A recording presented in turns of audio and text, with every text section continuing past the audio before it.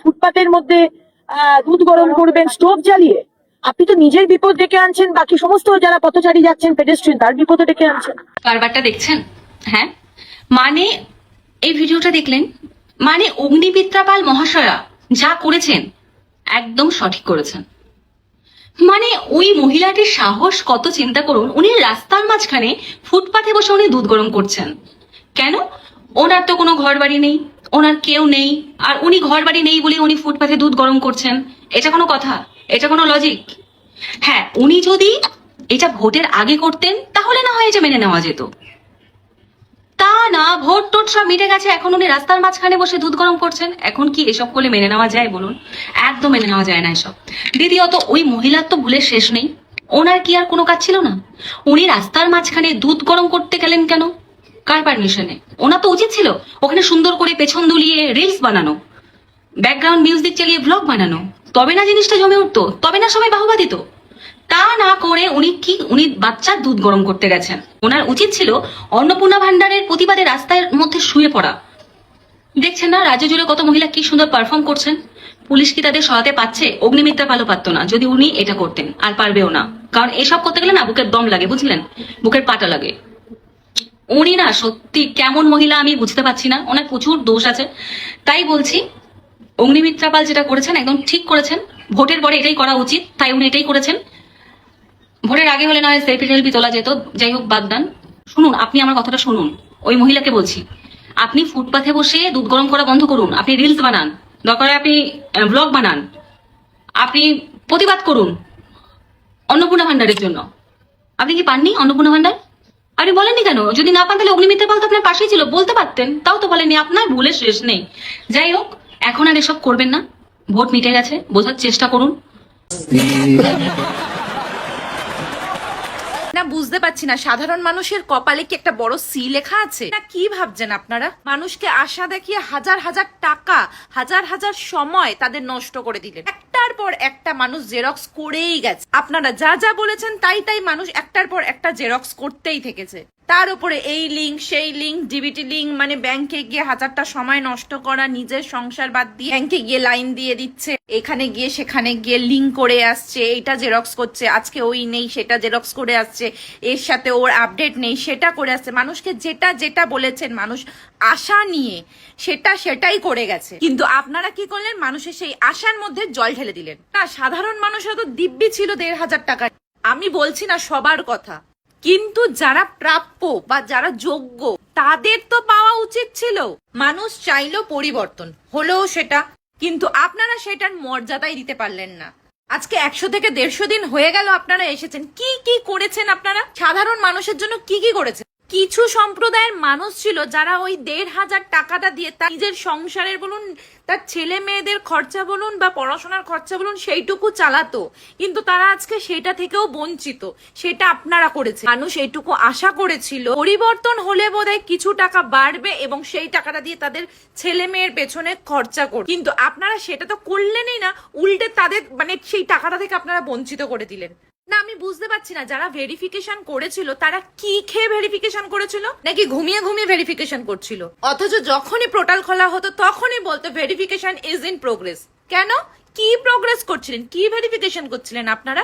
একজন মহিলা যে কিনা লোকের বাড়িতে কাজ করে দিন কাটায়, তার স্বামী হয়তো রিক্সা চালায়, টোটো চালায়, অটো চালায়, সেই মহিলাটা পেল না অন্নপূর্ণা ভান্ডার। অথচ যার বাড়িতে কাজ করতে যান সেই মালকিন, সেই মহিলা পেয়ে গেছেন। তার 2 তলা বাড়ি 3 তলা বাড়ি সে পেয়ে গেছে। তার উপরে পাশের বাড়িতে পুলিশ, শিক্ষক, সেই হাজবেন্ডের ওয়াইফও পেয়ে গেছে। বাবা বাবা, কি ভেরিফিকেশন করেছেন আপনারা?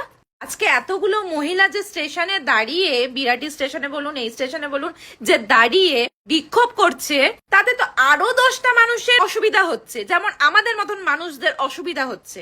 আমরা আজকে অফিসে যেতে গিয়ে দেরি হচ্ছে, কেন না ট্রেন যাবে না, ট্রেন অবরোধ। কিছু মহিলা সেখানে অবরোধ করেছে, কেন না অন্নপূর্ণা ভান্ডারের টাকা পায়নি। তারা মিউনিসিপ্যালিটির সামনে বিক্ষোভ করেছিল, কিন্তু তাতে কোনো কাজ হয়নি বলে তারা স্টেশনে এসে অবরোধ করেছে। একদমই ঠিক করেছেন। তারা কেন পাবে না? তাদের কেন ভেরিফিকেশন হয়নি? আপনারা ভেরিফিকেশন করুন। বাড়িতে বাড়িতে বিএলও আসুক, দেখুক কার কটা বাড়ি আছে, কার কটা ঘর আছে, কে তার স্বামী কি করছে, সেগুলো দেখুন, তারপরে ভাতা দিন। আপনারা কিছু চেক করছেন না, যাচাই করছেন না, আপনারা ভাতা দিয়ে দিচ্ছেন। কারো দোতলা বাড়ি আছে, কারো তিনতলা বাড়ি আছে, কারো স্বামী চাকরি করছে, 10,000 টাকার উপরে মাইনে রয়েছে, সেই মহিলাও পেয়ে গেছে অন্নপূর্ণা ভান্ডার। আর আজকে যারা মানে কিছু করছে না, যেই মহিলাদের কোনো ইনকাম অফ সোর্স কিছু নেই, লোকের বাড়িতে কাজ করে, তারা আজকে পাচ্ছে না। তো তারা অবরোধ করবে না তো কারা অবরোধ করবে?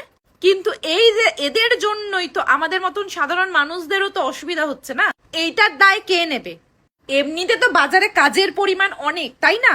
একটা চাকরি গেলে আরেকটা চাকরি আসবে, কাজের তো কোনো অভাব নেই। এই রাজ্যে তো প্রচুর কাজ আছে, প্রচুর চাকরি আছে, দেরি করে গেলে কোনো অসুবিধাই হবে না। একটা চাকরি চলে গেলে আরেকটা চাকরি আসবে, তাতে সরকারের কি যায় আসে? আপনাদের তো এত কিছু দরকারই ছিল না, না ভেরিফিকেশনের দরকার ছিল, না বিএলও আসার দরকার ছিল, না যাচাইয়ের দরকার ছিল, কোনো দরকার ছিল না।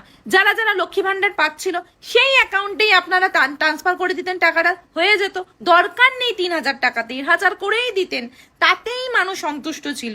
না, আপনারা সেটা করলেনই না, সেটা উল্টে মানুষকে আরো ক্রোধী করে দিলেন। সাধারণ মানুষ যেই লেভেলে ক্ষেপে রয়েছে, 2029-এ ভালো করে সিটটা চেপে ধরে বসে থাকবেন।